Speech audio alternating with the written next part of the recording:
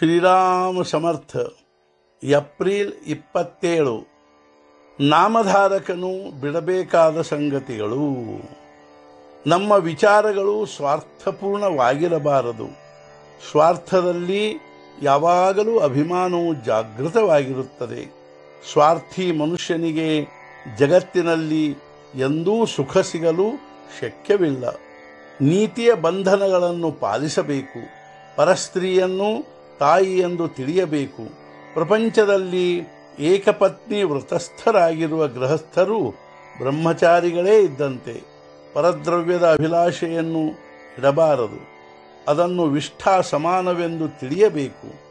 ಎರಡನೆಯವರ ದ್ರವ್ಯದ ಅಭಿಲಾಷೆಯನ್ನು ಮಾಡುವುದರಿಂದ ನಮ್ಮದು ಎಷ್ಟು ಹಾನಿಯಾಗುತ್ತದೆ ಎಂಬುದನ್ನು ಕಲ್ಪನೆ ಕೂಡ ಮಾಡಲು ಶಕ್ಯವಿಲ್ಲ. ಪರಸ್ತ್ರೀ ಪರದ್ರವ್ಯಗಳಂತೆ ಪರನಿಂದೆಯೂ ಕೂಡ ಅತ್ಯಂತ ತ್ಯಾಜ್ಯವಾದ ವಿಷಯವಾಗಿರುತ್ತದೆ. ಪರನಿಂದೆಯಿಂದ ನಾವು ನಮಗರಿಯದಂತೆ ನಮ್ಮ ಹಾನಿಯನ್ನೇ ಮಾಡಿಕೊಳ್ಳುತ್ತಿರುತ್ತೇವೆ.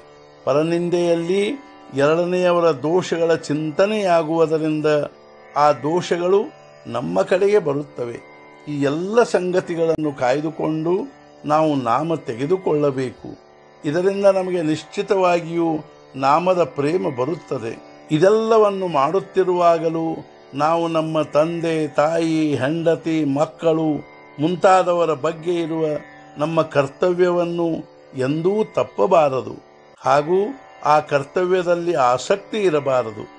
ಯಾವುದೇ ಪ್ರತಿಫಲದ ಅಪೇಕ್ಷೆಯನ್ನಿಡದೆ ಮಾಡುವ ಕರ್ಮವು ಕರ್ತವ್ಯವೆನಿಸಿಕೊಳ್ಳುತ್ತದೆ.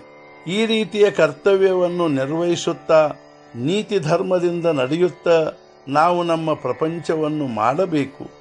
ಹಾಗೂ ಅದರಲ್ಲಿ ಭಗವಂತನ ಸ್ಮರಣೆಯನ್ನಿಡಬೇಕು. ಅಂದರೆ ನಮ್ಮ ಪ್ರಪಂಚವೇ ಪರಮಾರ್ಥ ಸ್ವರೂಪವಾಗಿ ಭಗವಂತನ ಪ್ರೇಮವು ಪ್ರಾಪ್ತವಾಗುವುದೆಂದು ನಾನು ನಿಮಗೆ ನಿಶ್ಚಯಪೂರ್ವಕ ಹೇಳುತ್ತೇನೆ. ಪ್ರಪಂಚವು ಉಪ್ಪಿನಂತೆ ಇರುತ್ತದೆ. ರೊಟ್ಟಿಯಲ್ಲಿ ಉಪ್ಪನ್ನು ಎಷ್ಟು ಹಾಕಬೇಕು? ಕೇವಲ ರುಚಿಯು ಬರುವಷ್ಟು ಹಾಕಬೇಕು. ಆದರೆ ನಾವು ಉಪ್ಪಿನ ರೊಟ್ಟಿಯನ್ನೇ ಮಾಡಿ ಅದರಲ್ಲಿ ಒಂದು ಚಿಮ್ಮಟಿಗೆಯಷ್ಟು ಹಿಟ್ಟನ್ನು ಹಾಕುತ್ತೇವೆ. ಅಂದ ಮೇಲೆ ನಮಗೆ ತಿನ್ನಲು ಹೇಗೆ ಬರುತ್ತದೆ? ನಿಜವಾದ ಸಮಾಧಾನ ಸಿಕ್ಕ ಮನುಷ್ಯನು ಪ್ರಪಂಚವನ್ನು ಆಟದಂತೆ ಮಾಡುತ್ತಾನೆ. ಅದರಲ್ಲಿ ಅವನು ಮೇಲೆ ಏರಿದರೂ ಅಥವಾ ಕೆಳಗೆ ಬಿದ್ದರೂ ಒಂದೇ ಸಮನಿರುತ್ತಾನೆ. ಎರಡನೆಯವರು ಯಾವುದಾದರೂ ತಂತ್ರ ಹೂಡಿದರೆ ತಾನೂ ಅದಕ್ಕೆ ಅನುರೂಪವಾದ ತಂತ್ರವನ್ನೇ ಹೂಡುತ್ತಾನೆ. ಆದರೆ ತನ್ನ ಯೋಜನೆಯು ವಿಫಲವಾಗಲಿ ಅಥವಾ ಸಫಲವಾಗಲಿ ಅದರ ಬಗ್ಗೆ ಅವನಿಗೆ ವಿಶೇಷ ಮಹತ್ವವೆನಿಸುವುದಿಲ್ಲ. ಪ್ರಪಂಚದಲ್ಲಿ ಅನೇಕ ವಸ್ತುಗಳು ಇರುತ್ತವೆ. ಆದರೆ ಭಗವಂತನ ಹತ್ತಿರ ಒಂದೇ ವಸ್ತು ಇರುತ್ತದೆ. ಪ್ರಪಂಚದಲ್ಲಿ ಎಷ್ಟೇ ವಸ್ತುಗಳನ್ನು ತಂದರೂ ನಮಗೆ ಸಾಕಾಗುವುದಿಲ್ಲ. ಏಕೆಂದರೆ ಒಂದು ವಸ್ತುವನ್ನು ತರುವುದರಲ್ಲಿಯೇ ಮತ್ತೊಂದು ವಸ್ತುವಿನ ಅಪೇಕ್ಷೆಯ ಬೀಜವಿರುತ್ತದೆ. ಆದರೆ ಭಗವಂತನ ವಿಷಯದಲ್ಲಿ ಹೀಗಾಗುವುದಿಲ್ಲ. ಭಗವಂತನ ವಸ್ತುವನ್ನು ಒಮ್ಮೆ ತಂದದ್ದಾದರೆ ಮತ್ತೊಂದು ವಸ್ತುವನ್ನು ತರಬೇಕಾಗಿ ಬರುವುದಿಲ್ಲ. ಉದಾಹರಣೆಗೆ, ಒಂದು ಅಂಗಡಿಯಲ್ಲಿ ಬಹಳಷ್ಟು ವಸ್ತುಗಳು ತುಂಬಿರುತ್ತವೆ. ಆದರೆ ನಮಗೆ ಬೇಕಾದ ವಸ್ತು ಅಲ್ಲಿ ಇಲ್ಲದಿದ್ದರೆ ನಮ್ಮ ದೃಷ್ಟಿಯಲ್ಲಿ ಅಲ್ಲಿ ಏನೂ ಇಲ್ಲದಂತೆ. ಅದರಂತೆ ಎಲ್ಲ ಪ್ರಕಾರದ ಮಾನಸಿಕ ಶಕ್ತಿಗಳಿದ್ದು ಅಲ್ಲಿ ಭಗವಂತ ನಿಲ್ಲದಿದ್ದರೆ ಅವೆಲ್ಲ ಇರುವುದು ಇಲ್ಲದಿರುವುದು ಸಮಾನವೇ ಎಂದು ತಿಳಿಯಬೇಕು.